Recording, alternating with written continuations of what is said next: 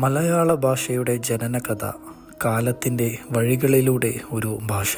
പുഴകൾ മലകളിൽ നിന്ന് ജനിച്ച് കടലിലേക്ക് ഒഴുകുന്നത് പോലെ ഭാഷകളും മനുഷ്യരുടെ ജീവിതത്തിലൂടെ ജനിച്ച കാലത്തിൻ്റെ വഴികളിലൂടെ വളരുന്നു. മലയാളം അങ്ങനെ തന്നെ മണ്ണിൻ്റെയും മഴയുടെയും കാറ്റിൻ്റെയും കൂട്ടത്തിൽ വളർന്ന കഥകളുടെയും ഗാനങ്ങളുടെയും വാക്കുകളുടെയും ഭാഷ. അതാണ് മലയാളം. ആദിമകാലം വാക്കുകൾ രൂപപ്പെടുന്ന സമയം. ഇന്നത്തെ കേരളം എന്ന ഭൂഭാഗം സാഹൃദ്രയുടെ പടിഞ്ഞാറൻ ചെരുവുകളിൽ പടർന്നു കിടക്കുന്ന കാടുകളും നദികളും നിറഞ്ഞ ഒരു ലോകമായിരുന്നു കേരളം. മനുഷ്യർ അവിടെ ജീവിക്കാൻ തുടങ്ങുമ്പോൾ അവരുടെ ആവശ്യങ്ങൾ ലളിതമായിരുന്നു. വിളിക്കണം, പറയണം, പങ്കിടണം. ആ ലളിതമായ ശബ്ദങ്ങളാണ് ഭാഷയുടെ ആദ്യ വിത്തുകൾ. ദ്രാവിഡ ഭാഷാ കുടുംബത്തിൽപ്പെടുന്ന പഴയ തമിഴ്, തമിഴ് ബ്രാഹ്മി, പഴന്തമിഴ് ഈ പ്രദേശങ്ങളിൽ ശക്തമായ സ്വാധീനം ചെലുത്തി. ക്ഷേത്രങ്ങളിലും വ്യാപാര വഴികളിലും കവിതകളിലും പഴന്തമിഴ് മുഴങ്ങി. പക്ഷേ ഭൂമിയും കാലാവസ്ഥയും ജനങ്ങളുടെ ജീവിതശൈലിയും വ്യത്യസ്തമായതുകൊണ്ട് വാക്കുകൾക്കും ശബ്ദങ്ങൾക്കും മാറ്റം സംഭവിച്ചു. പഴന്തമിഴിൽ നിന്ന് വേർപെടുന്ന ശബ്ദം. 6 മുതൽ 9 നൂറ്റാണ്ടുകളോടെ കേരളത്തിലെ സംസാര ഭാഷ പഴന്തമിഴിൽ നിന്ന് പതുക്കെ മാറിത്തുടങ്ങി. പർവ്വതങ്ങളും നദികളും മനുഷ്യരെ വേർതിരിച്ചതുപോലെ ഭാഷയും അവ വേർതിരിച്ചു. തമിഴിലെ ചില വ്യാകരണ രീതികളിൽ നിലനിന്നെങ്കിലും ശബ്ദക്രമത്തിലും വാക്കുകളുടെ നിർമ്മിതിയിലും പുതുമകൾ പിറന്നു.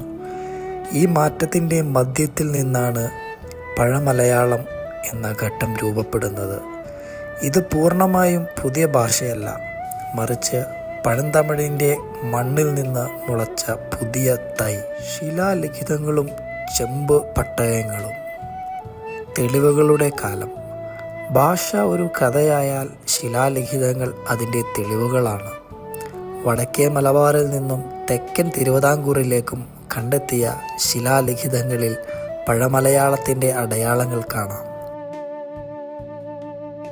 വാഴപ്പള്ളി ശാസനം, തിരുനെല്ലി ശാസനം, ചേര രാജാക്കന്മാരുടെ ചെമ്പു പട്ടയങ്ങൾ ഇവയെല്ലാം മലയാളം എഴുതപ്പെടാൻ തുടങ്ങുന്ന കാലത്തെ സാക്ഷികളാണ്.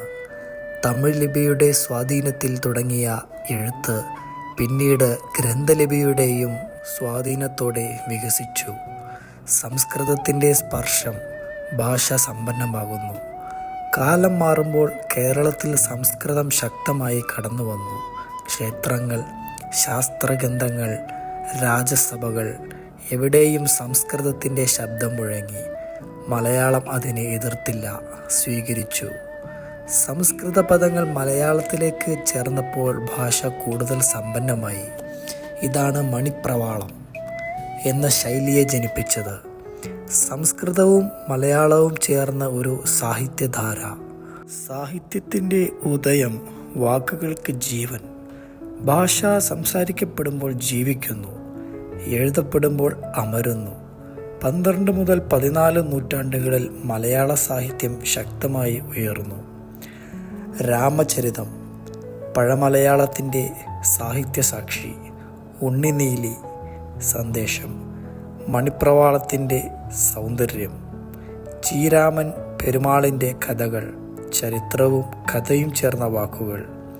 ഇവയൊക്കെയാണ് മലയാളത്തെ ഒരു സമ്പൂർണ്ണ സാഹിത്യഭാഷയാക്കി മാറ്റിയത്. തുഞ്ചത്ത് രാമാനുജൻ എഴുത്തച്ഛൻ മലയാളത്തിൻ്റെ പിതാവ്. ഒരു ഭാഷയ്ക്ക് ഒരാൾ മതിയാകുമോ? മലയാളത്തിന് എഴുത്തച്ഛൻ മതിയായിരുന്നു. 16-ാം നൂറ്റാണ്ടിൽ തുഞ്ചത്ത് രാമാനുജൻ എഴുത്തച്ഛൻ മലയാളത്തെ ജനഭാഷയാക്കി. അദ്ദേഹത്തിൻ്റെ അധ്യാത്മരാമായണം, മഹാഭാരതം, കിളിപ്പാട്ട് ഇവ സംസ്കൃത മഹാകാവ്യങ്ങളെ സാധാരണ മനുഷ്യൻ്റെ വീടുകളിലേക്ക് കൊണ്ടുവന്നു. മലയാളം ഇനി രാജസഭയുടെ ഭാഷ മാത്രമല്ല, കർഷകൻ്റെയും മത്സ്യത്തൊഴിലാളികളുടെയും അമ്മയുടെ താലോലിപ്പാട്ടിൻ്റെയും ഭാഷയായി. അച്ചടിയും നവോത്ഥാനവും. പുതിയ കാലത്തിൻ്റെ വാക്കുകൾ. അച്ചടിയന്ത്രത്തിൻ്റെ വരവോടെ മലയാളം കൂടുതൽ വ്യാപിച്ചു. പത്രങ്ങളും പുസ്തകങ്ങളും സ്കൂളുകളും ഭാഷയെ ജനങ്ങളിലേക്ക് എത്തിച്ചു. 19-20 നൂറ്റാണ്ടുകളിൽ കുമാരനാശാൻ, ഉള്ളൂർ, വള്ളത്തോൾ തുടങ്ങിയ മഹാകവികൾ ഭാഷയ്ക്ക് പുതിയ ആത്മാവ് നൽകി. സാമൂഹ്യ പരിഷ്കരണ പ്രസ്ഥാനങ്ങൾ മലയാളത്തെ ചിന്തയുടെ ഭാഷയാക്കി. ഇന്നത്തെ മലയാളം ലോകം മുഴുവൻ ഒഴുകുന്ന ഭാഷ. ഇന്ന് മലയാളം കേരളത്തിൻ്റെ അതിരുകൾ കടന്ന് ലോകമാകെ സംസാരിക്കപ്പെടുന്നു. ഗൾഫിലെ മരുഭൂമികളിലും യൂറോപ്പിൻ്റെ നഗരങ്ങളിലും അമേരിക്കയുടെ തെരുവുകളിലും മലയാളത്തിൻ്റെ ശബ്ദം കേൾക്കാം. സിനിമ, സാഹിത്യം, സോഷ്യൽ മീഡിയ എവിടെയും മലയാളം പുതിയ രൂപങ്ങൾ സ്വീകരിച്ച് ജീവിക്കുന്നു. പഴയതിനെ മറക്കാതെ പുതിയത് സ്വീകരിക്കുന്നവനാണ് മലയാളി. ആ മലയാളിയുടെ ഭാഷ എത്രത്തോളം വാക്കുകൾക്ക് പ്രസക്തിയുണ്ടോ അത്രത്തോളം തന്നെ പ്രാധാന്യമാണ് മലയാളത്തിൻ്റെ രൂപപ്പെട്ട മലയാളി ഭാഷ. സമാപനം. ഒരു ഭാഷ ഒരു ജനതയുടെ ആത്മാവ്. മലയാളം ആരംഭിച്ചത് ഒരു നിശ്ചിത ദിവസത്തിലോ വർഷത്തിലോ അല്ല. അത് ഒരു വാക്കാണ്, ഒഴുക്കാണ്, കാലത്തിനൊപ്പം മാറുന്ന, മനുഷ്യരുടെ ജീവിതത്തോടൊപ്പം വളരുന്ന ഒരു നദി. ഈ ഭാഷ സംസാരിക്കുന്ന ഓരോ മനുഷ്യനും അറിയാതെ തന്നെ 1000 വർഷങ്ങളുടെ ചരിത്രം തൻ്റെ നാവിൽ ചുമക്കുന്നു. അതാണ് മലയാളത്തിൻ്റെ മഹത്വം.